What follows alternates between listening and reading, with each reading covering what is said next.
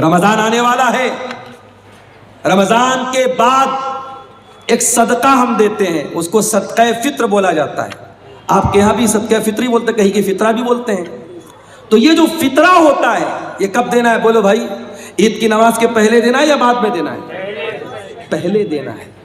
اب ذرا غور سے سننا، اللہ کے نبی فرماتے ہیں من اداہا قبل الصلاۃ فہی زکوۃ مقبولۃ، جس نے صدقہ فطر عید کی نماز کے پہلے دیا اس کا صدقہ فطر قبول ہوگا، اور جس نے عید کی نماز کے بعد دیا اس کا صدقہ فطر قبول نہیں ہوگا۔ فار ایگزامپل، میرے پریوار میں 10 لوگ ہیں، ہم بھائی بہن میری بیوی بچے سب ملا کے مثال دے رہا ہوں 10 لوگ ہیں۔ اب مان لو 2.5 کلو مجھے اناج دینا ہے صدقہ فطر میں۔ اب 2.5 کلو 10 لوگوں کی طرف سے کتنا ہو گیا؟ 25 کلو۔ اب مان لو عید اگلے دن ہے اور آج رات میں غلہ لینے گیا، اناج لینے گیا، دکان بند ہو گئی۔ اب میں نے کہا یار تو بہت لیٹ ہو گیا، کیا کریں، چلو صبح دیکھتے ہیں۔ صبح فجر کی نماز پڑھی، عیدگاہ گیا، عید کی نماز پڑھی، اس کے بعد دکان کھلی گلے والے کی۔ میں نے کہا ایک کام کر بھائی، تو 50 کلو اناج دے دے، مجھے 25 دینا تھا، میں ڈبل دے رہا ہوں، 50 دے رہا ہوں۔ لیکن اللہ کے نبی فرماتے ہیں کہ آپ نے عید کی نماز کے بعد میں دیا تو آپ کو صدقہ فطر کا ثواب نہیں ملے گا۔ کوانٹٹی ڈبل ہو رہی ہے، میں ڈبل ماترا میں دے رہا ہوں، مگر وہ ثواب نہیں ملے گا۔ صرف 15 منٹ کا فرق پڑ گیا، نماز کے پہلے دیتا تو صدقہ فطر قبول ہو جاتا۔ اتنی خطرناک چیز ہے یہ ریاکاری۔ قرآن کے 30ویں پارے میں ایک سورت ہے سورہ ماعون، اس سورت میں اللہ تعالیٰ نماز پڑھنے والوں کے لیے بد دعا لعنت فرماتا ہے، وَيْلٌ لِّلْمُصَلِّينَ الذين هم عن صلاتهم ساهون الذين هم يراءون ويمنعون الماعون۔ بربادی ہو، ویل ہو، جہنم ہو ان نماز پڑھنے والوں کے لیے جو نماز میں ریاکاری کرتے، دکھاوا کرتے ہیں۔ عبادت میں اخلاص ہونا چاہیے۔ اگر آپ یہ چاہتے ہیں کہ آپ کا عمل اللہ تعالیٰ کے قبول ہو تو وہ عمل صرف اللہ کے لیے ہونا چاہیے۔ اسی لیے قرآن کے 29ویں پارے میں جب اللہ تعالیٰ اپنے نیک بندوں کا یہ ذکر کرتا ہے وَيُطْعِمُونَ الطَّعَامَ عَلَىٰ حُبِّهِ مِسْكِينًا وَيَتِيمًا وَأَسِيرًا، میرے نیک بندے یتیموں کو کھانا کھلاتے ہیں، غریبوں کو کھانا کھلاتے ہیں، قیدیوں کو کھانا کھلاتے ہیں، اور کھانا کھلانے کے بعد کیا کہتے ہیں؟ انما نطعمکم لوجہ اللہ لا نرید منکم جزاء ولا شکورا۔ اے اللہ کے بندو، ہم تمہیں کھانا کھلا رہے اللہ کو راضی کرنے کے لیے، ہمیں تم سے کوئی بدلہ نہیں چاہیے، ہمیں تم سے کوئی شکریہ نہیں چاہیے۔ انا نخاف من ربنا یوما عبوسا قمطریرا، ہم تو تمہیں اس لیے کھانا کھلا رہے ہیں کیونکہ اللہ کا ڈر ہے ہمارے اندر، قیامت کے دن کا ڈر ہے ہمیں، اس لیے اللہ کے ڈر سے اور اللہ کے خوف سے ہم تم کو کھانا کھلاتے ہیں۔ پتہ یہ چلا کہ آپ کسی غریب کو کھانا بھی کھلائیں تو اللہ کے ڈر سے کھلائیں، لوگوں کے ڈر سے یا لوگوں کو خوش کرنے کے لیے اگر آپ کوئی نیک عمل کریں گے اللہ تعالیٰ کے وہ عمل قبول نہیں ہوگا۔ حضرت علی رضی اللہ تعالیٰ عنہ کے بیٹے شہید کربلا حضرت حسین رضی اللہ تعالیٰ عنہ کے ایک بیٹے تھے، ان کا نام تھا علی بن حسین، ان کو زین العابدین بھی کہا جاتا ہے۔ حضرت علی کے پوتے حضرت حسین کے بیٹے، نام نوٹ کر لو، علی بن حسین زین العابدین، ان کا انتقال ہوتا ہے، اور جب ان کو غسل دیا جانے لگتا ہے، نہلایا جانے لگتا ہے تو ان کی پیٹھ پر موٹے موٹے بورے کے نشان پائے جاتے ہیں۔ نہلانے والے پریشان، یہ تو اللہ کے نبی کے خاندان سے ان کا تعلق تھا، یہ تو نبی کے نواسے تھے، یہ تو نبی کے نواسے کے بیٹے تھے، ان کی پیٹھ پر یہ بورے کے نشان کیوں پائے گئے ہیں؟ ایسا یہ کون سا کام کرتے تھے کہ ان کی پیٹھ کے اوپر موٹے موٹے نشان پائے گئے؟ جب تحقیق کی گئی پتہ یہ چلا کہ مدینہ کی کچھ غریب فیملی تھی، مدینہ کے کچھ غریب پریوار تھے، जिन परिवारों में हर महीना कोई अल्लाह का नेक बंदा महीने भर का राशन उनके घर में ले जाके पहुंचा दिया करता था, और हमेशा रात के सन्नाटे में आया करता था, रात के अंधेरे में आया करता था, उन गरीबों को कभी पता भी न चला हमारे घर में कौन राशन ला के दे दिया करता था। जब आज अली बिन हुसैन का इंतकाल हुआ और उनकी पीठ के ऊपर वो बोरे के मोटे मोटे निशान पाए गए, तब दुनिया वालों को पता चला उन गरीब परिवारों के घर में राशन पहुंचाने वाला कोई और नहीं था, वो नबी के अहले बैत का और नबी के घराने का एक इंसान था। वो अली बिन हुसैन थे, वो इमाम ज़ैनुल आबिदीन थे, वो हजरत हुसैन के बेटे थे। तो नेकी अल्लाह के यहाँ वही कबूल होगी जो सिर्फ अल्लाह के लिए की जाए। यहां तक कि अल्लाह की राह में शहीद हो जाने वाला, यहां तक कि रात दिन कुरान पढ़ने पढ़ाने वाला, और यहां तक कि अपना माल अल्लाह की राह में खर्च करने वाला।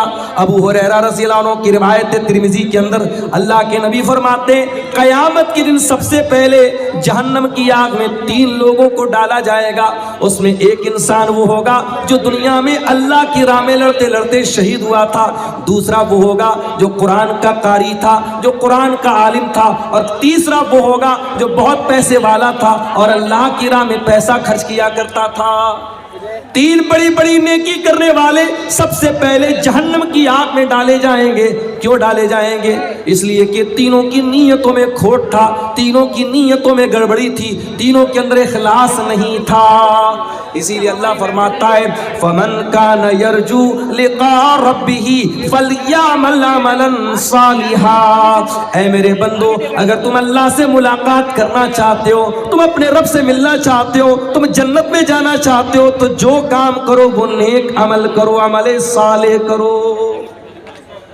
अमल सालेह उसी को कहते हैं जो खालिस अल्लाह के लिए किया जाए। और दूसरी कंडीशन, नेक अमल की दूसरी कंडीशन यह है कि उस नेक अमल के ऊपर जनाब मुहम्मदुर रसूलुल्लाह की मुहर हो। 15 शाबान की तारीख अभी गुजरी, जिसको शबे बारात का नाम दे दिया गया। मिंबरों पर खड़े होकर के फजीलतें बयान की गई कि 15 शाबान का रोजा रखने से ये मिलेगा, 15 शाबान की रात में तहज्जुद पढ़ने से ये मिलेगा। हालांकि एक भी रवायत शबे बारात की फजीलत में साबित नहीं है, एक भी रवायत। लोगों को हलवा खाना था, हलवा खाने के लिए दीन को बदनाम किया गया, और ये कहानी गढ़ी गई कि अल्लाह के नबी ग़ज़वे उहद में जब आप लड़ रहे थे तो आपके दांत टूट गए थे और आपने हलवा इस्तेमाल किया था, इसलिए हम हलवा खा रहे हैं शब बारात के मौके पर। अल्लाह के बंदो, ग़ज़वे उहद लड़ी गई है शव्वाल में और तू हलवा खा रहा है शाबान में, 2 महीना पहले खा रहा है। और वो कौन सा हलवा था जो नबी ने खाया था दांत टूटने पर? हमें तो कहीं कोई दलील नहीं मिली। एक वीडियो बड़ा वायरल हुआ फेसबुक के ऊपर, मैंने देखा एक आदमी बिल्कुल जोकरों के अंदाज में कह रहा है कि अरे वो लोग पूछते हैं कि हलवा कहाँ है, हलवा कौन सी किताब में? अरे हलवा किताब में थोड़ी मिलेगा, हलवा तो कढ़ाई में मिलेगा। ये जोकर बाजी, ये लतीफे बाजी, ये चुटकुले बाजी, और इसको आप दीन का नाम दे रहे हैं। भाई आपको हलवा खाना है, शौक से खाएं, उसे दीन के साथ न जोड़ें, उसे सुन्नत कह के न खिलाएं खाएं, उसे शरीयत कह के न खाएं और खिलाएं। याद रखो मेरे प्यारे साथियों, मुझे मालूम हुआ कि आपके सेमापुर में भी कब्रिस्तानों में लाइटिंग की गई 15 शाबान को। आज आपके अहले हदीसों के इलाकों में और कुरान और हदीस पर चलने का दावा करने वाले इलाकों में भी बहुत सारी जगहों पर 10 मुहर्रम को ताजिया निकाला जाता है। अभी समस्तीपुर के इलाके में मेरा प्रोग्राम था, अहले हदीसों का गांव है, बरसों से अहले हदीस लोग चले आ रहे हैं, लेकिन मुहर्रम के मौके पर वो शिया बन जाते हैं। अफसोस की बात।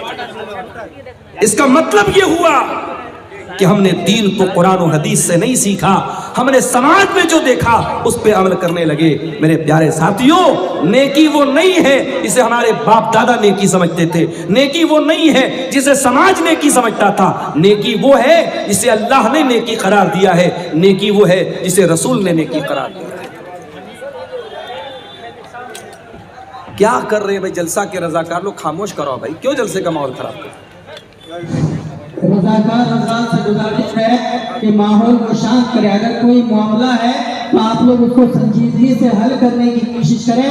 سامعین حضرات سے گزارش ہے کہ آپ لوگ بیٹھ جائیں، ماحول کو خراب نہ کریں، شاید کا خطاب ہو رہا ہے اور بہت خرچ کر کے اور بہت محنت کے بعد اتنا خرچ کر کے اتنا اپنے ہی جلسے کو کام برباد چل رہا ہے اور آپ لوگ اپنے جلسے کو برباد کر رہے ہیں۔ آپ حضرات سے گزارش ہے، رضاکار حضرات، آپ حضرات سے گزارش ہے کہ ماحول کو شانت کریں اور سامعین کو بیٹھائیں۔ اللہ کے واسطے خاموشی کے ساتھ، سکون کے ساتھ بیٹھیں۔ میں بہت لمبی تقریر نہیں کروں گا، بڑے پوائنٹ کی باتیں آپ کے سامنے بیان کر کے انشاءاللہ جاؤں گا۔ میرے پیارے ساتھیو، نیک عمل اس کو کہتے ہیں جس کو اللہ نے نیک کہا ہو، جس کو رسول نے نیک کہا ہو، جس کے اوپر اللہ اور اس کے رسول کی مہر لگی ہو۔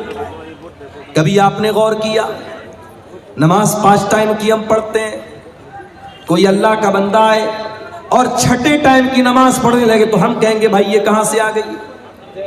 وہ کہے گا میں نماز پڑھ رہا ہوں، کون سی غلط بات ہے؟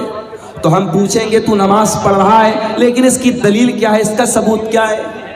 شریعت کے نام پہ اور دین کے نام پہ جب کوئی آپ کام کریں گے تو یہ پوچھا جائے گا کہ دلیل کہاں ہے، ثبوت کہاں ہے۔ ہاں جب دنیا کا کوئی کام کریں گے، جب آپ دنیا کی کوئی چیز، کوئی نئی ڈش بنا کے کھائیں گے، کوئی نیا کپڑا پہنیں گے، کوئی نیا کاروبار کریں گے، تب یہ سوال پوچھا جائے گا کہ منع کہاں ہے۔ لیکن جب آپ عبادت سمجھ کر کے اور دین سمجھ کر کے اور ثواب سمجھ کر کے کوئی کام کریں گے تب پوچھا جائے گا کہ یہ ثابت کہاں ہے۔ رجب کی 27 تاریخ آتی ہے، بہت سارے علاقوں میں اس تاریخ کو شب معراج منائی جاتی ہے۔ میرے پاس بھی واٹس ایپ پر میسج آیا، مولانا صاحب آج کی رات کیا کوئی خاص عبادت ہے؟ کیا 27 رجب کو کوئی خاص روزہ رکھنا ہے؟ میں نے کہا اللہ کے بندو، 27 رجب کی تاریخ نبی کے معراج کی تاریخ ہے ایسا سمجھنا بھی بے وقوفی ہے، کیونکہ سیرت نگاروں نے لکھا ہے، علماء نے لکھا ہے، تاریخ لکھنے والوں نے لکھا ہے۔ آپ سیرت کی کوئی بھی معتبر کتاب اٹھائیں، تمام علماء نے لکھا ہے کہ اللہ کے پیارے رسول کو کون سے سال میں معراج ہوئی یہ بھی کنفرم نہیں ہے، کون سے مہینے میں معراج ہوئی یہ بھی کنفرم نہیں ہے۔ نہ سال کنفرم ہے نہ مہینہ کنفرم ہے، اور آپ نے تاریخ متعین کر لی اور اس کی فضیلت بھی بنا ڈالی۔ ربیع الاول کا مہینہ آتا ہے اور 12 ربیع الاول کی تاریخ کو نبی کی پیدائش کا جشن منایا جاتا ہے۔ لوگ سڑکوں پر بڑے بڑے ڈی جے لے کر کے نکلتے ہیں، جوان جوان لڑکیاں سج سور کر کے نکلتی ہیں، نوجوان لڑکے بھی ٹوپی لگا لگا کر کے نکلتے ہیں، جھوم جھوم کر کے نبی کی نعتیں پڑھتے ہیں، اور یہ سمجھ کر کے یہ کام کیا جاتا ہے کہ ہم نبی سے بہت پیار کرنے والے اور نبی سے بہت محبت کرنے والے ہیں۔ یاد رکھو میرے پیارے ساتھیوں، ہم نبی سے جتنا بھی محبت کا دعویٰ کر لے، ہم ابو بکر سے زیادہ تو نبی سے پیار نہیں کرتے، ہم عمر سے زیادہ تو نبی سے پیار نہیں کرتے، عثمان سے زیادہ تو نبی سے محبت نہیں کرتے، ہم علی سے زیادہ تو نبی سے محبت نہیں کر سکتے، ہم صحابہ سے بڑھ کر کے نبی سے پیار نہیں کر سکتے۔ جب صحابہ نے نہ کوئی جلوس نکالا ہے نہ کوئی جشن منایا ہے، ہر سال ربیع الاول آتا رہا، 12 تاریخ آتی رہی، جب صحابہ نے کوئی جشن نہیں منایا، اس کا مطلب کہ یہ جو دین سمجھ کر کے آپ 12 ربیع الاول کو منا رہے ہیں یہ میڈ ان انڈیا ہے، یہ دین میڈ بائی رسول نہیں ہے، میڈ بائی اللہ نہیں ہے، یہ میڈ بائی ہیومن ہے، یہ آپ کے ذریعے بنایا گیا دین ہے، اور جو انسانوں کے ذریعے بنایا گیا دین ہو وہ دین شریعت کے اندر وہ آتھینٹک نہیں ہے، اور شریعت میں اس عمل کو نیک نہیں مانا گیا ہے۔ اسی لیے اللہ فرماتا ہے جس کو اللہ سے ملاقات کرنا ہے فَلْيَعْمَلْ عَمَلًا صَالِحًا، تو وہ جو بھی عمل کرے نیک عمل کرے۔ ایک بات بولوں، اللہ تعالیٰ کے ہاں کوانٹیٹی نہیں دیکھی جائے گی، اللہ کیا کوالٹی دیکھی جائے گی۔ کتنا عمل کر کے آئے ہو، اللہ کیا یہ نہیں دیکھا جائے گا، کیا عمل کر کے آئے ہو، اللہ کیا یہ دیکھا جائے گا۔ بہت نماز پڑھ کے آئے لیکن سنت کے خلاف پڑھ کے چلے آئے۔ ابھی آپ بنگلہ دیش کا ایک ویڈیو شاید آپ نے دیکھا ہوگا، ایک مولوی صاحب مائک پر بیٹھے اور اللہ اللہ اللہ کر رہے ہیں، پبلک جھوم رہی ہے، اس کو بھی دین سمجھ کے کیا جا رہا ہے، اس کو بھی شریعت سمجھ کر کے کیا جا رہا ہے۔ याद रखो मेरे प्यारे साथियों, आपके अमल की क्वांटिटी अल्लाह ताला क्या नहीं देखी जाएगी, आपके अमल की क्वालिटी देखी जाएगी। इसीलिए अल्लाह ताला कुरान के 29वें पारे में फरमाता है, अल्लज़ी खलक़ल मौता वल हयाता लियब्लुवकुम अय्युकुम अहसनु अमला। अल्लाह ने मौत को पैदा किया, अल्लाह ने जिंदगी को पैदा किया ताकि अल्लाह तुम्हारा इम्तिहान ले कि कौन बेहतर अमल करता है, कौन अच्छा अमल करता है। अल्लाह ने ये नहीं कहा कौन ज्यादा अमल करता है, अल्लाह ने कहा हम आजमाना चाहते कि कौन अच्छा अमल करता है। तो ये पहली कंडीशन है। अल्लाह क्या कामयाब होना है तो पहली कंडीशन क्या है, आप अमल करो। कौन सा अमल? नेक अमल करो, अमल सालेह करो, जिसको शरीयत ने अमल सालेह कहा है। और दूसरा काम क्या करना है, वला युशरिक बिइबादति रब्बिही अहदा, और अपने रब की इबादत में किसी को शरीक न करना, कभी शिर्क मत करना। अल्लामा इब्न तैमिया कहते हैं इस आयत में अल्लाह ने 2 सवालों का जवाब दिया है। इबादत किसकी? इबादत सिर्फ अल्लाह की। और इबादत कैसी? इबादत रसूल के जैसी।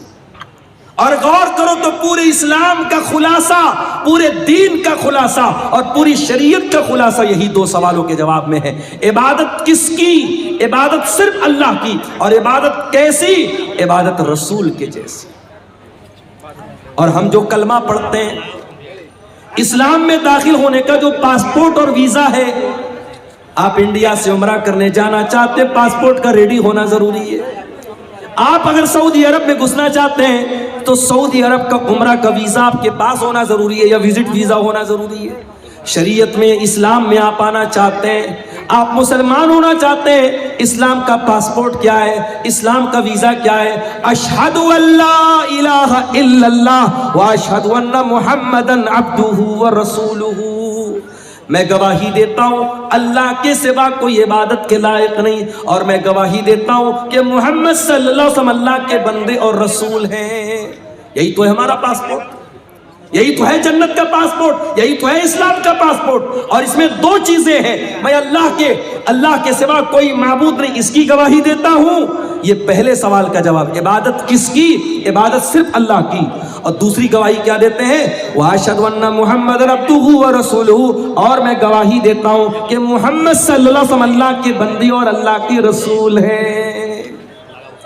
ओ बरारी वालों, ओ सेमापुर वालों, बड़े अफसोस के साथ कहना पड़ता है, आपने नबी का कलमा तो पढ़ा है, अशहदु अन्ना मुहम्मद रसूलुल्लाह का कलमा तो हम और आप पढ़ते हैं, मगर अफसोस की बात है जिंदगी के बहुत सारे मामलात ऐसे होते हैं जहां हम नबी के तरीके को अपनाने को तैयार नहीं है। अभी एक भाई मुझको मिले, कलिया चक्के रहने वाले, आपके इस इलाके में अक्सर आना जाना उनका होता है। उन्होंने बताया, मौलाना जरा इस पर भी आप बोलिएगा, आज सेमापुर के इस इलाके में, इस बस्ती में आज भी लंबा चौड़ा जहेज लिया जाता है, तिलक लिया जाता है।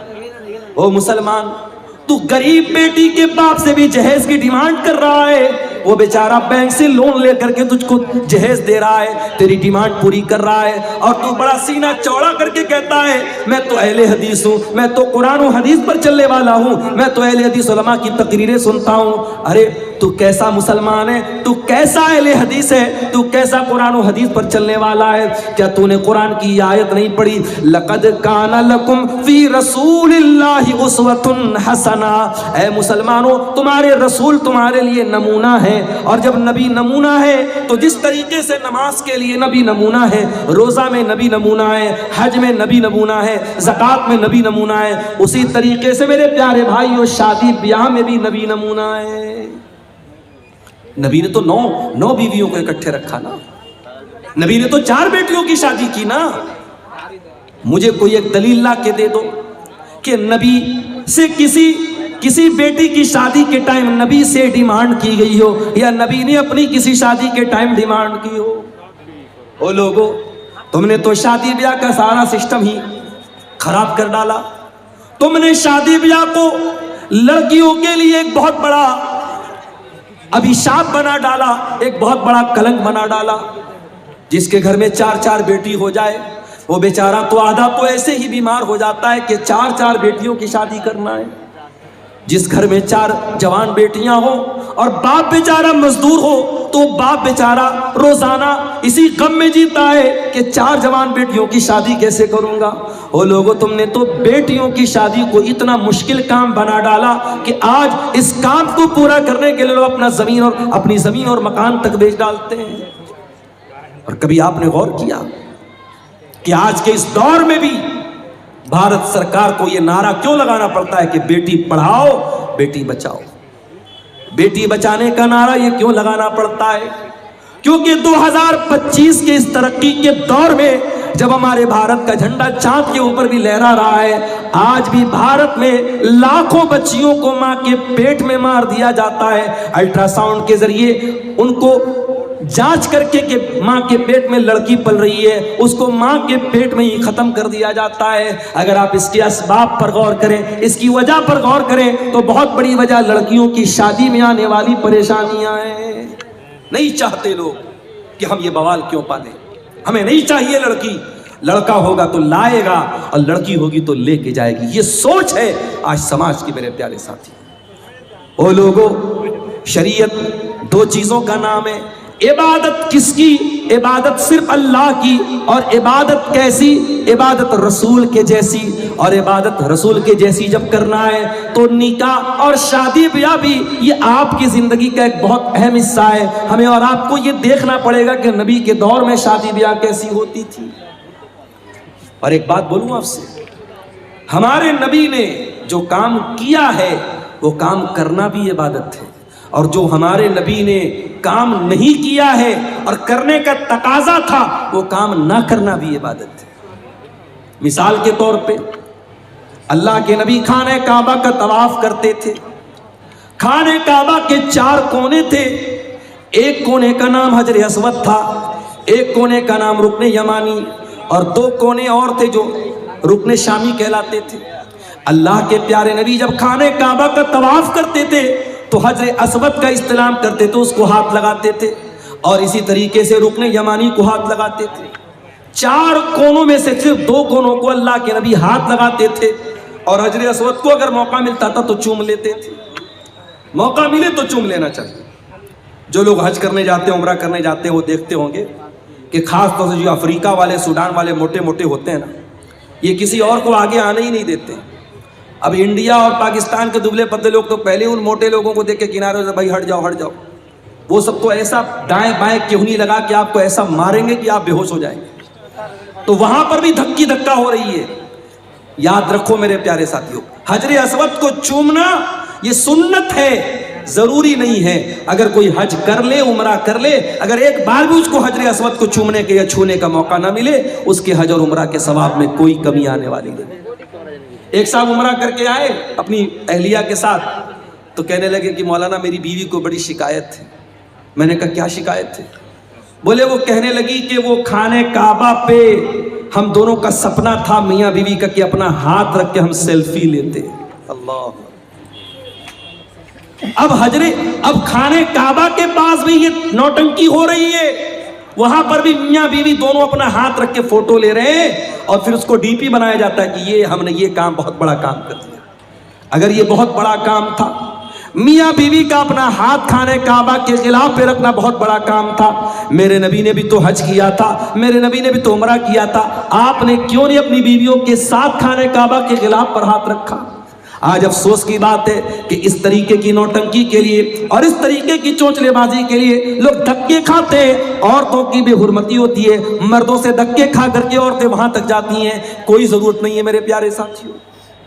नबी ने जो काम किया है वो करना सुन्नत है, और नबी ने जो काम नहीं किया है वो ना करना सुन्नत है। नबी ने शादी की है, शादी करना भी सुन्नत है। अगर आप शादी करने के काबिल हैं और शादी नहीं कर रहे हैं तो ये भी गलत बात है। होगा किसी और मजहब में ये सिस्टम, शादी मत करो, दुनिया छोड़ दो, जिंदगी भर नंगे रहो। इस्लाम में ऐसा कोई कॉन्सेप्ट नहीं है। अल्लाह के नबी के एक सहाबी थे, उनका नाम था उस्मान बिन मज़ून रज़ी अल्लाह ताला अन्हु। उन्होंने तय कर लिया कि मैं शादी नहीं करूंगा। उन्होंने यहां तक तय कर लिया कि वो अपने आप को शादी के काबिल ही नहीं रखेंगे। وہ اپنے آپ کو خصی کرا لیں گے, اپنے خوشیوں کو نکلوا ڈالیں گے, اپنے آپ کو شادی کے قابل ہی نہیں چھوڑیں گے. انہوں نے ایسا بھی ارادہ کر لیا. اللہ کے پیارے نبی کو پتا چلا, آپ نے بلوایا, آپ نے فرمایا یا عثمان, اے عثمان, اتبتغی رہبانیتن, کیا تم رہبانیت اختیار کرنا چاہتے ہو؟ کیا تم وہ مذہب اختیار کرنا چاہتے ہو جو اللہ کو پسند نہیں, جو رسول کو پسند نہیں؟ اے عثمان, کان کھول کر کے سن لو, میں اللہ کا رسول ہوں, میں نماز بھی پڑھتا ہوں اور میں رات کو آرام بھی کرتا ہوں, میں روزہ بھی رکھتا ہوں اور میں کبھی کبھی گیپنگ بھی دیتا ہوں, میں کنٹینیو روزہ نہیں رکھتا ہوں, یعنی نفل روزہ, اور میں نے نکاح بھی کیا ہے, میں نے شادی بھی کی ہے, اور یہی میرا طریقہ ہے, اور جو میرے طریقے سے ہٹ جائے اس کا مجھ سے کوئی تعلق نہیں ہے. شادی کرنا یہ میرے نبی کی سنت ہے, بیوی بچوں کو چھوڑ کر دنیا گھومنا یہ میرے نبی نے نہیں سکھایا. آپ دنیا کا حق ادا کر ہی نہیں سکتے جب تک آپ اپنی بیوی کا حق ادا نہ کریں, اپنے بچوں کا حق ادا نہ کریں. اس لیے میرے پیارے ساتھیوں, یہ دو اصول یاد رکھنا. عبادت کس کی؟ عبادت صرف اللہ کی, اور عبادت کیسی؟ عبادت رسول کے جیسی. اور آج جو پوری دنیا میں ہم جوتے کھا رہے, ذلیل ہو رہے, خار ہو رہے, معاف کرنا, ہم انہی دونوں اصولوں سے ہٹے ہیں. یا تو عبادت میں اللہ کے علاوہ کسی کو شریک کیا ہے, یا اطاعت میں رسول کے ساتھ کسی کو شریک کیا ہے. آج آپ دیکھ لیں, مسلمان ہندوستان میں پہچانا جاتا ہے اجمیر شریف سے. اجمیر شریف سے اس کی پہچان ہوتی ہے کہ خواجہ صاحب کی درگاہ پر چادر چڑھائی جا رہی ہے, پرائم منسٹر کی طرف سے اور راشٹرپتی کی طرف سے چادر چڑھائی جا رہی ہے, اور مسلمان بیچارہ بڑا خوش ہوتا ہے, ہماری مزار پہ پرائم منسٹر کی طرف سے چادر آ رہی ہے.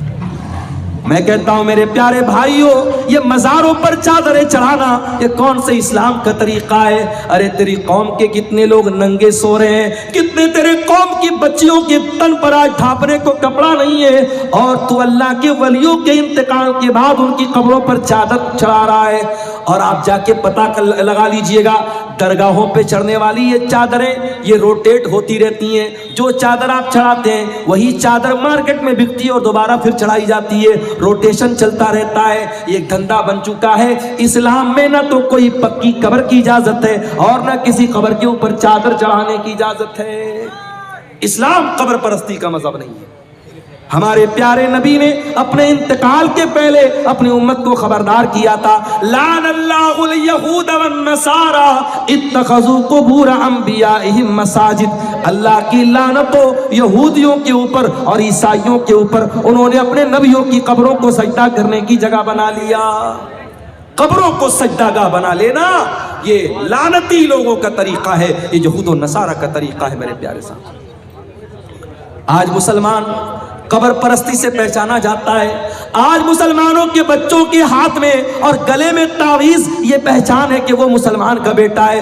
ارے تیرے نبی نے تو کبھی تعویذ نہیں پہنا, تیرے نبی نے حسن و حسین کو دعائیں پڑھ کے دم کیا, کبھی حسن و حسین کے گلے میں تعویذ نہ ڈالا, کبھی صحابہ نے اپنے بچوں کے گلے میں تعویذ نہ ڈالا. تجھے شارٹ کٹ چاہیے, تو نے اسلام کا شارٹ کٹ بنا ڈالا. تو نے نظر بد سے بچنے کے لیے اور جادو سے بچنے کے لیے اپنے بچوں کے گلے میں تعویذ ڈال دیا, اور تو نے قرآن, لوگ کہتے ہیں مولانا صاحب تعویذ کے اندر قرآن لکھا رہتا ہے, کبھی جات کے دیکھ لینا, یہ تعویذ کو میں نے کھول کے دیکھا ہے, کوئی قرآن نہیں لکھا رہتا ہے. تعویذ کے اندر قرآن نہیں, شرکیہ چیزیں لکھی رہتی ہیں. یا جبریل یا میکائیل یا اسرافیل, فرشتوں کو پکارا جاتا ہے, فرشتوں کو اللہ کے سوا پکارا جاتا ہے. اور اگر 2 منٹ کے لیے مان بھی لیا جائے کہ تعویذ کے اندر قرآن لکھا ہے, تو قرآن تعویذ میں آپ پہنے ہوئے ہیں, اسی حالت میں بیوی سے ملاقات کر رہے ہیں, اسی حالت میں لیٹرین میں جا رہے ہیں, اسی حالت میں باتھ روم میں جا رہے ہیں, کیا یہ قرآن کی بے حرمتی نہیں ہے؟ کیا یہ قرآن کا اپمان نہیں ہے؟ میرے پیارے ساتھی, ہر اس عمل سے بچو جو اللہ کی توحید سے ٹکرانے والا. یاد رکھو میرے بھائیوں, اگر توحید گڑبڑ ہے اللہ کے ہم کبھی کامیاب نہیں ہو سکتے. اس لیے کہ اللہ قرآن میں کہتا ہے انہو من یشرک باللہ فقد حرم اللہ علیہ الجنہ, جو اللہ کے ساتھ شرک کرے گا اس کے اوپر اللہ نے جنت کو حرام کر دیا ہے. ومأواہ النار, اور ایسے انسان کا ٹھکانہ جہنم ہے. وما للظالمین من انصار, اور شرک کرنے والوں کا کوئی مددگار نہیں ہوگا, مشرک کا کوئی مددگار نہیں ہوگا.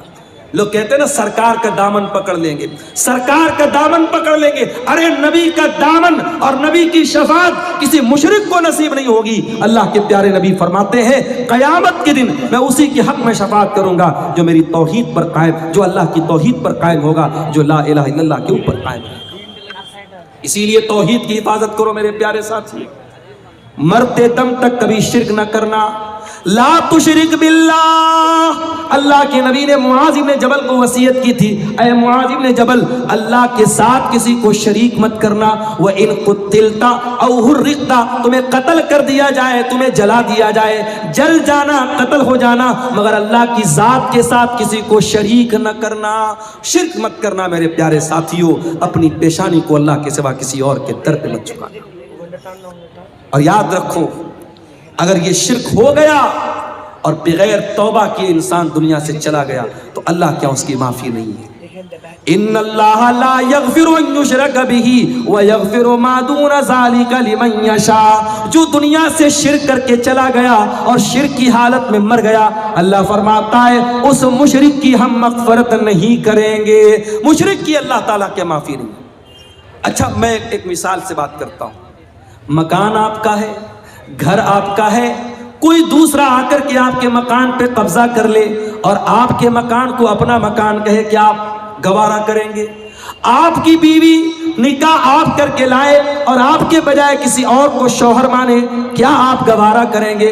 نہیں نہیں، میری بیوی ہے، میرے علاوہ کسی اور کو نظر بھر کے دیکھے ہم تو یہ بھی گوارا نہیں کریں گے. جب ہماری غیرت یہ تقاضا کرتی ہے کہ جو چیز ہماری ہے اس پر کسی اور کا حق نہ ہو. اللہ تو ہم سے زیادہ غیرت والا ہے، اللہ تو سب سے زیادہ غیرت والا ہے. اللہ کی غیرت کو گوارا نہیں ہے کہ عبادت میں اللہ کے ساتھ کسی کو شریک کیا جائے. تو عبادت کس کی؟ عبادت صرف اللہ کی. اب آؤ ذرا دوسرے سوال پر ہم غور کریں. عبادت کیسی؟ عبادت رسول کے جیسی. آج ایک نماز آپ پڑھتے ہیں، کسی مسجد میں چلے جاؤ کوئی سینے پر ہاتھ باندھ رہا ہے، دوسری مسجد میں چلے جاؤ ناف کے نیچے ہاتھ باندھ رہا ہے، تیسری مسجد میں چلے جاؤ ہاتھ چھوڑ کے نماز پڑھ رہا ہے. ایک نماز اسلام کی عبادت ہے، 36 طریقے سے نماز پڑھی جا رہی ہے. ہر مسجد میں ایک نیا طریقہ ہے. ایک مسجد میں گئے السلام علیکم ورحمت اللہ، السلام علیکم ورحمت اللہ کہنے کے بعد امام صاحب اور مقتدی لوگ زور سے کہتے اللہ اکبر، استغفر اللہ استغفر اللہ استغفر اللہ. دوسری مسجد میں گئے، امام نے سلام پھیرا، جلدی سے ہاتھ اٹھایا، امام دعا کرنے لگا، پیچھے مقتدیوں نے بھی ہاتھ اٹھایا اور امام کی دعا پر آمین کہا. نماز کے طریقے میں اتنا متبھید کیوں ہے؟ نماز کے طریقے میں اتنا فرق کیوں ہے؟ کیوں اپنے اپنے مسلک کی طریقے کی نمازیں بنا کے آپ نے رکھی ہیں؟ آؤ میرے پیارے ساتھیوں، آج اس اسٹیج سے، مدرسہ اصلاحیہ کے اس اسٹیج سے آپ کو اتحاد کی دعوت دیتا ہوں، آپ کو ایکتا کی دعوت دیتا ہوں. آؤ نماز کا وہ طریقہ چلے گا جو جناب محمد رسول اللہ صلی اللہ علیہ وسلم نے بیان کیا. اور آپ نے فرمایا صلو کما رأیتمونی اصلی. اے میری امت کے لوگوں، اس طریقے پر نماز پڑھتے رہو جس طریقے پر تم نے نماز مجھ کو پڑھتے ہوئے دیکھا ہے. اور نبی کا یہ کہنا کہ میرے طریقے پر نماز پڑھتے رہو، نبی کا یہ کہنا اس بات کی دلیل ہے کہ قیامت تک وہ طریقہ محفوظ رہے گا. اور آج بھی حدیث کی کتابیں بتاتی ہیں کہ اللہ کے نبی جب تشہد میں بیٹھتے تھے تو کہاں پر انگلی ہلاتے تھے، کہاں پر انگلی کو حرکت دیتے تھے. جب آپ رکوع میں جاتے تھے تو گھٹنوں کو کیسے پکڑا کرتے تھے. جب آپ سجدے میں جایا کرتے تھے تو آپ کی ناک زمین پر ہوتی تھی کہ نہیں تھی، آپ کی پیشانی زمین پر ہوتی تھی یا نہیں تھی. ایک ایک طریقہ آپ کا نماز کا حدیث کی کتابوں میں ملے گا. تو عبادت کیسی؟ عبادت رسول کے جیسی. یہ اتنا نازک معاملہ ہے کہ آپ اس میں کوئی پھیر بدل نہیں کر سکتے. چلیے ایک مثال آپ کو دیتا ہوں، بہت پیاری مثال ہے، اس کو ذرا غور سے سنیے گا. حدیث کہاں پر ہے؟ بخاری میں بھی ہے، مسلم میں بھی ہے. راوی کون ہے؟ برا ابن عازب. کہتے اللہ کے پیارے نبی نے مجھ سے فرمایا اذا اتیت مضجعک، اے برا جب تم بستر پہ سونے جاؤ تو پہلے تم وضو کر لیا کرو. ہمارے پاس کچھ عورتوں کا فون آیا، مولانا صاحب بڑے ڈراؤنے سپنے آتے ہیں، مولانا صاحب رات میں ڈراؤنے سپنے آتے ہیں، جنات پریشان کرتا ہے، جادو سے پریشان ہے. چلو ایک طریقہ تم کو بتا رہا ہوں، کبھی جنات پریشان نہیں کریں گے۔ جب بھی رات میں بستر پہ سویا کرو تو وضو کر کے سویا کرو، وضو کر کے سونا یہ نبی کی سنت ہے۔ نبی اکرم نے فرمایا کہ اے برا، جب تم بستر پہ سونے جاؤ تو وضو کر لو۔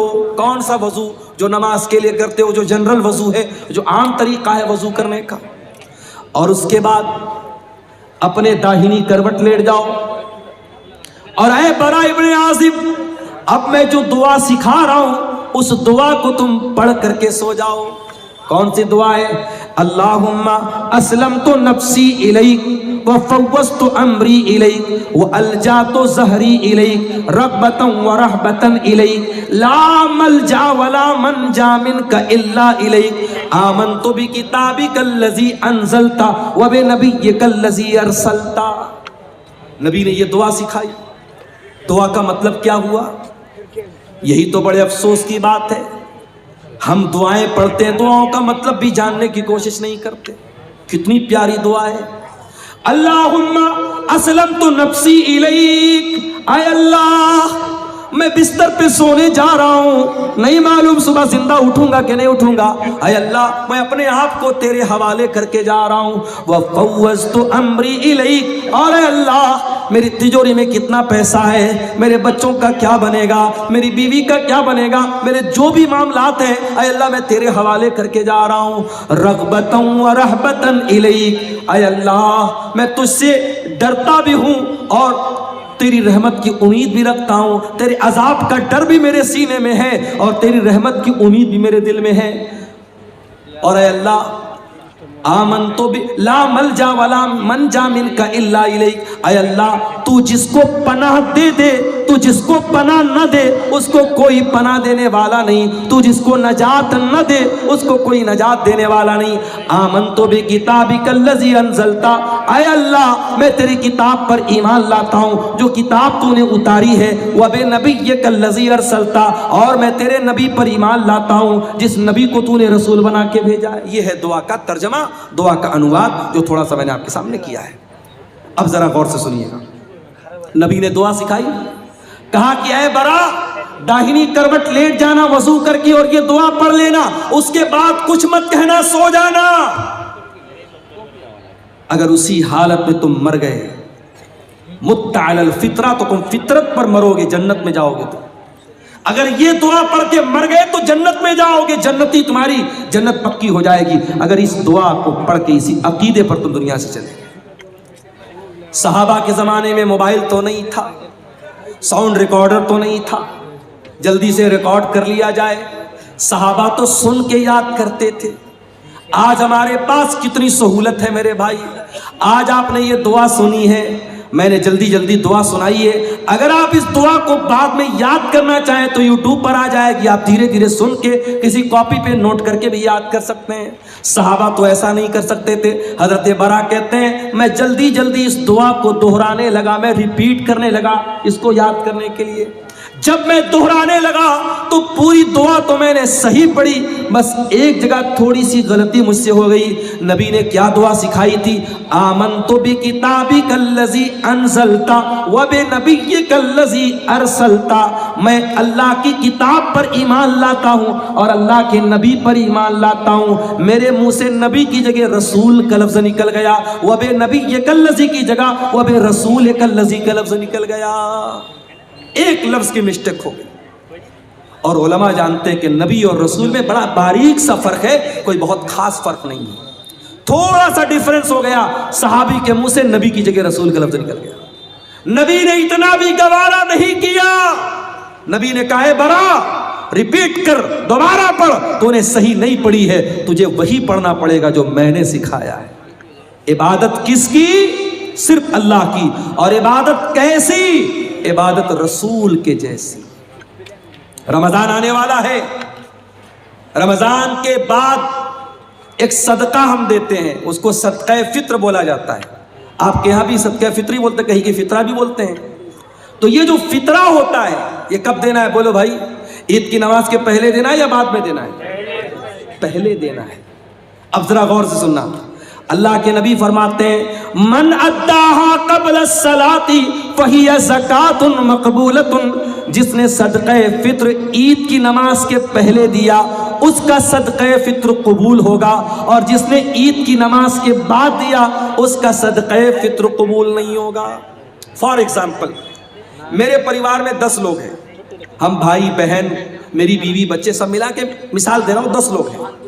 اب مان لو 2.5 کلو مجھے اناج دینا ہے صدقہ فطر میں، اب 2.5 کلو 10 لوگوں کی طرف سے کتنا ہو گیا؟ 25 کلو۔ اب مان لو عید اگلے دن ہے اور آج رات میں غلہ لینے گیا، اناج لینے گیا، دکان بند ہو گئی۔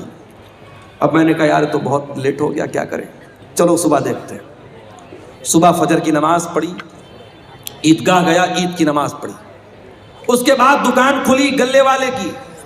میں نے کہا ایک کام کر بھائی، تو 50 کلو اناج دے دے، مجھے 25 دینا تھا، میں ڈبل دے رہا ہوں، 50 دے رہا ہوں۔ لیکن اللہ کے نبی فرماتے ہیں کہ آپ نے عید کی نماز کے بعد میں دیا تو آپ کو صدقہ فطر کا ثواب نہیں ملے گا۔ کوانٹٹی ڈبل ہو رہی ہے، میں ڈبل ماترا میں دے رہا ہوں، مگر وہ ثواب نہیں ملے گا۔ صرف 15 منٹ کا فرق پڑ گیا، نماز کے پہلے دیتا تو صدقہ فطر قبول ہو جاتا، نماز کے بعد دے رہا ہوں تو قبول نہیں ہوگا۔ یہ ہے شریعت۔ عبادت کیسی؟ عبادت رسول کے جیسی۔ آپ ٹائمنگ بھی ذرا سی چینج کریں گے تو عبادت اللہ کیا قبول نہیں۔ ایک اور مثال دیتا ہوں، ہمارا دوسرا تہوار کون سا ہے؟ بولو بھائی، عید کے بعد کون سا تہوار ہے دوسرا؟ شب برات کہ محرم؟ عید میلاد النبی ہے، عید الاضحیٰ، بقرعید کا تہوار۔ بقرعید کے تہوار پہ آپ قربانی کب کرتے ہیں؟ عید الاضحیٰ کی نماز کے پہلے کرتے ہیں یا بعد میں کرتے ہیں؟ کوئی پہلے کرتا ہو ذرا ہاتھ اٹھائے، کوئی پہلے تو نہیں کرتا نا۔ اللہ کے نبی نے فرمایا من ذبح قبل الصلاۃ، جس نے قربانی عید کی نماز کے پہلے کی، جس نے بعد میں کی، فقط تم نسکہ، اس کو قربانی کا ثواب ملے گا، اور جس نے عید الاضحیٰ کی نماز کے پہلے قربانی کی اس کو گوشت ملے گا، قربانی کا ثواب نہیں ملے گا۔ آپ ڈبل بکرا لے آئے، ڈبل جانور لے آئے، 2 کرتے تھے 4 لے آئے، لیکن اگر آپ نے عید الاضحیٰ کی نماز کے پہلے قربانی کر دی آپ کی قربانی اللہ کیا قبول نہیں ہوگی۔ عبادت کیسی؟ عبادت رسول کے جیسی۔ ایک اور مثال آپ کو دیتا ہوں، حج کرنے جو لوگ گئے ہیں اللہ ان کا حج قبول کرے، جو اس سال جانا چاہتے ہیں اللہ صحت و سلامتی کے ساتھ ان کو روانہ فرمائے، اور جن کے دل میں ارادہ اور خواہش ہے اللہ زندگی میں ان کی خواہش پوری فرماتے ہیں۔ حج میں آپ جاتے ہیں، بڑے آرام سے مکہ میں ہوٹل میں ٹھہرے ہوئے ہیں، پہلے آپ گئے عمرہ کر لیا، عمرہ کر کے آرام سے نارمل کپڑا پہنا، آرام سے مکہ میں ہوٹل میں رہ رہے ہیں۔ 8 ذی الحجہ کی تاریخ آئی، نبی کا حکم ہے 8 ذی الحجہ کی جیسے ہی تاریخ آئی چلو حاجیو احرام باندھو، اور مکہ چھوڑ کے کہاں پہنچو؟ مینا میں۔ مکہ میں آرام سے اے سی ہوٹل میں کمرے میں رہ رہے تھے، مینا میں ٹینٹ لگا ہوا ہے، ہزاروں لاکھوں لوگ وہاں ہیں، وہاں ٹینٹ میں ہم کو جا کے رہنا ہے، اور وہاں جا کے کیا کرنا ہے؟ بس 5 ٹائم نماز پڑھنا ہے، 4 رکعت والی نماز کو 2 پڑھنا ہے، وہاں کوئی کام نہیں، صرف نماز پڑھنا ہے۔ اب کوئی اللہ کا بندہ کہے کہ یا اللہ میں آرام سے ہوٹل میں رہ رہا تھا، اے سی میں رہ رہا تھا، حرم میں نماز پڑھ رہا تھا، ایک نماز کا ثواب 1 لاکھ نماز کے برابر مل رہا تھا، مجھے مینا کیوں بھیجا جا رہا ہے؟ جواب یہ ملے گا عبادت کیسی؟ عبادت رسول کے جیسی۔ دین تیری مرضی کا نام نہیں ہے، دین تیری منمانی کا نام نہیں ہے۔ جہاں میرے نبی کا حکم ہے کہ تجھے مینا جانا ہے تجھے جانا پڑے گا۔ 9 ذی الحجہ کی تاریخ آئی، حاجی کو حکم ملا چل حاجی چل تم مینا سے عرفات جا۔ عرفات میں حاجی پہنچا، وہاں جا کے ظہر پڑھ لیا، عصر پڑھ لیا، ظہر اور عصر ایک ساتھ پڑھ لیا۔ اب ظہر سے لے کر کے سورج ڈوبنے تک 5 گھنٹہ 6 گھنٹہ کڑی دھوپ نکلی ہے، مئی کا مہینہ ہے، حاجی آرام سے اپنے مینا میں ٹینٹ میں رہ رہا تھا، اس کو عرفات میں بھیجا گیا ہے کھلے میدان کے نیچے 5-6 گھنٹہ کیا کرنا ہے؟ کچھ نہیں کرنا ہے، کوئی نماز پڑھنا ہے نہیں پڑھنا ہے، ظہر عصر کے بعد وہاں بیٹھ کے اللہ کا ذکر کرنا ہے، دعائیں کرنا ہے۔ یہ حج کا پورا طریقہ کبھی آپ غور کیجئے گا، حج کا پورا طریقہ ہمیں بتاتا ہے اسلام ہماری مرضی کا نام نہیں ہے، اسلام ہماری خواہشات کا نام نہیں ہے، اسلام اپنی اچھاؤں پر چلنے کا نام نہیں ہے، اسلام اللہ اور اس کے رسول کے طریقے پر چلنے کا نام ہے۔ عبادت کس کی؟ عبادت صرف اللہ کی، اور عبادت کیسی؟ عبادت رسول کے جیسی۔ میرے عزیزوں، آج افسوس کی بات ہے کہ مسلمان اپنے آپ کو مسلمان بھی کہتا ہے، نبی کا کلمہ پڑھنے والا بھی کہتا ہے، اور دین میں منمانی کرتا ہے، دین میں نئی نئی بدعتیں نکالتا ہے۔ مسلمان بھول گیا، اس کے نبی اپنے ہر خطبے میں کہتے تھے وَشَرَّ الْأُمُورِ مُحْدَثَاتُهَا وَكُلُّ مُحْدَثَةٍ بِدْعَةٌ وَكُلُّ بِدْعَةٍ ضَلَالَةٌ وَكُلُّ ضَلَالَةٍ فِي النَّارِ۔ دین کے اندر ہر نیا کام بدعت ہے، اور ہر بدعت گمراہی ہے، اور ہر گمراہی جہنم میں لے کر کے جانے والی ہے۔ یہ بدعتیں ہمارا دنیا میں بھی جینا حرام کر رہی ہیں۔ ابھی میں نوگچھیا سے آپ کے کٹیہار آ رہا تھا، مجھے کسی نے بتایا وہاں پہ کوئی عرس ہو رہا ہے۔ عرس جانتے ہو؟ عرس کیا ہوتا ہے بھائی؟ عرس وہ تاریخ ہوتی ہے جس تاریخ میں جس کی مزار ہے، جس کی قبر ہے، اس کا انتقال ہوا ہے، اس کے انتقال پر غم نہیں منایا جاتا، عرس منایا جاتا ہے۔ کیوں؟ یہ عقیدہ رکھا جاتا ہے کہ اللہ کا ولی جس دن اس کا انتقال ہوا، اس کی تو سہاگ رات ہے، نعوذ باللہ۔ عرس کے معنی، یہ میں غلط ترجمہ نہیں کر رہا ہوں، عرس دلہن سے بنا، عریس سے بنا ہے، گویا کہ وہ اللہ سے ملاقات کر رہا ہے، اپنے محبوب سے مل رہا ہے، اس کی شادی کی رات ہے، اس خوشی میں عرس منایا جاتا ہے۔ استغفر اللہ، یہ ہے عرس کی حقیقت۔ اور مسلمان آج عرس منا رہا ہے، پورا نوگچھیا کا پورا روڈ جام ہے۔ میرے پیارے ساتھیوں، یہ بدعتیں ہمارا جینا حرام کرتی ہیں۔ آج آپ دیکھ لو، اسلام کے اوپر عمل کرنے میں کوئی ٹریفک جام نہیں ہوتا، اسلام پر عمل کرنے میں کسی کے لیے کوئی مسئلہ کھڑا نہیں ہوتا۔ مسئلہ تب کھڑا ہوتا ہے جب ہم بدعت و خرافات میں مبتلا ہوتے ہیں۔ اور علامہ اقبال نے صحیح کہا تھا، یہ امت روایات میں کھو گئی، حقیقت خرافات میں کھو گئی۔ میرے بھائیوں، بدعت سے بچو۔ اور آخری بات بیان کر کے بات ختم کر رہا ہوں، یہ بدعت جو ہوتی ہے یہ آخرت میں بھی بہت گھاٹے کا سودا بنے گی، آخرت میں بھی بہت نقصان پہنچائے گی۔ اللہ کے نبی جب قیامت کے دن اپنے امتیوں کو کوثر کا جام پلائیں گے تو کچھ ایسے لوگ آئیں گے جن کے ہاتھ اور پیر چمک رہے ہوں گے وضو کی وجہ سے، وضو کی وجہ سے ان کے ہاتھ پیر چمک رہے ہوں گے۔ اللہ کے نبی ان کو کوثر کا جام پلانا چاہیں گے، فرشتے کہیں گے اللہ کے نبی آپ ان کو نہیں پلا سکتے۔ اللہ کے نبی کہیں گے یہ تو میری امت کے لوگ ہیں، یہ تو میرے ماننے والے لوگ ہیں، میرا کلمہ پڑھنے والے لوگ ہیں۔ آپ فرمائیں گے کیوں ان کو مجھے تم کوثر کا پانی نہیں پلانے دے رہے ہو فرشتوں؟ کیا بات ہے؟ فرشتے کیا جواب دیں گے؟ انک لا تدری ما احدثوا بعدک، اے اللہ کے رسول آپ نہیں جانتے یہ بدعتی لوگ ہیں، انہوں نے آپ کے بعد آپ کے دین میں بہت سارے نئے نئے کام نکالے ہیں۔ جب نبی کو پتا چلے گا یہ بدعتی لوگ ہیں، بخاری اور مسلم کے الفاظ ہیں، اللہ کے رسول فرمائیں گے سحقن سحقن لمن غیر بعدی، جن لوگوں نے میرے دین کو بدل ڈالا ان کے لیے بربادی ہو۔ تو بدعتی کو قیامت کے دن اللہ کے نبی بھی دھکا دے کے بھگا دیں گے، اس کو نہ کوثر کا جام ملے گا نہ اللہ کی نجات ملے گی۔ اللہ ہم سب کو بدعت و خرافات سے بچائے۔ یہ دو سوالات آئے ہیں، ان کا جواب دے کے میں اجازت چاہوں گا۔ سونے کی صحیح طریقہ کیا ہے، یعنی کس طرف سر کر کے سونا چاہیے؟ اگر پچھم کی طرف پیر کر کے سوئیں تو کیا ہو؟ کوئی حرج کی بات نہیں ہے، پچھم کی طرف پیر کر کے سونے میں کوئی حرج کی بات نہیں، کوئی ایسی دلیل نہیں ہے کہ پچھم کی طرف پیر کرنے سے یہ قبلہ کی توہین ہوتی ہے۔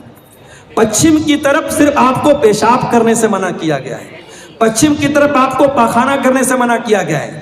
پچھم کی طرف آپ جب پیشاب پاخانہ کریں تو نہ تو اپنا چہرہ کریں نہ پیٹ کریں، اسی طریقے سے پچھم کی طرف تھوکنے سے منع کیا گیا ہے۔ لیکن پچھم کی طرف پیر کر کے سونے میں کوئی حرج کی بات نہیں ہے، بلکہ اگر کوئی مجبور آدمی ہے جو بیٹھ کر کے نماز نہیں پڑھ سکتا ہے، جب وہ لیٹ کر کے نماز پڑھے گا تو اس کا پیر کدھر ہوگا؟ پچھم کی طرف ہی ہوگا۔ لہٰذا اچھا، سونے کا صحیح طریقہ کیا ہے؟ بہت آسان ہے، آپ داہنی کروٹ لیٹ جائیں اور اپنے گال کے نیچے اپنا ہاتھ رکھ لیں، اور جو دعائیں اللہ کے نبی نے سکھائی ہے وہ دعائیں پڑھ کے سوئیں، وضو کر کے سوئیں تو یہ زیادہ بہتر ہے۔ یہ طریقہ جو سونے کا بتایا گیا ہے۔ بھاگلپور ضلع میں ایک جگہ ہے جس کا نام بی پور ہے، وہاں پہ ایک پیر کے نام سے مشہور ہے، وہاں پہ کٹیہار کے مسلمان اور بھاگلپور کے مسلمان زیادہ تر منت کے ارادے سے بکرا اور مرغا چڑھانے جاتے ہیں۔ بالکل غلط ہے یہ۔ شب برات میں خوب روزہ رکھتے ہیں، اسی ضمن میں جی شب برات کا 14-15 روزہ رکھنا ضروری ہے۔ دیکھیے، شب برات کا روزہ ثابت نہیں ہے، لیکن ہر مہینے کی چاند کی 13، 14، 15 تاریخ کا ایام 20 کا روزہ، جو چاندنی راتوں کا روزہ ہوتا ہے، وہ اللہ کے نبی رکھتے تھے۔ تو اگر آپ ہر مہینے رکھتے تو شعبان میں بھی رکھیے، اگر شعبان میں آپ رکھنا چاہتے ہیں 13, 14, 15 کا آپ روزہ رکھ سکتے ہیں, لیکن خاص 15 شعبان کا شب برات کا روزہ بالکل غلط ہے, اس کا کوئی ثبوت نہیں ہے. اسی طریقے سے بھی یہ جو بھائی نے بتایا پیر میں جا کے مرغا اور بکرا چڑھا رہا ہے, بالکل غلط ہے, حرام ہے. وما اہل بہ لغیر اللہ, اللہ کے سوا کسی اور کے نام سے اگر جانور ذبح ہو رہا ہے شرک ہے, نہ تو اس جانور کا گوشت کھانا جائز ہے, اور ایسا کرنا اللہ کے ساتھ شرک کرنا ہے. جس طریقے سے نماز عبادت ہے, روزہ عبادت ہے, اسی طریقے سے جانور ذبح کرنا بھی عبادت ہے. جانور آپ صرف اللہ کے نام سے ہی ذبح کر سکتے ہیں. اسی لیے جو میک ڈونلڈ میں جا کے چکن کھاتے ہو, پتہ لگا لو کہ وہ ذبح والا جانور ہے کہ نہیں ہے. اگر میک ڈونلڈ میں جھٹکا والا ہے یا مشین کے ذریعے کاٹا گیا جانور ہے, اللہ کا نام نہیں لیا گیا ہے, تو وہ چکن اور مٹن آپ کے لیے کھانا جائز نہیں. جہاں بھی ہوٹل میں کھانا کھاؤ تحقیق کر لو, اگر اطمینان نہیں ہے تو ویج کھا لو, نان ویج مت کھاؤ. کوئی ایسا گوشت مت کھاؤ جس کے بارے میں ڈاؤٹ ہے کہ اس پر اللہ کا نام لیا گیا ہے یا نہیں لیا گیا ہے. یہی باتیں ہیں جن پر میں آپ سے اجازت چاہتا ہوں. اللہ سے دعا ہے رب العالمین ہم سب کو کہنے سننے سے زیادہ عمل کی توفیق عطا فرمائے. آمین. وآخر دعوانا الحمدللہ رب العالمین. والسلام علیکم ورحمۃ اللہ.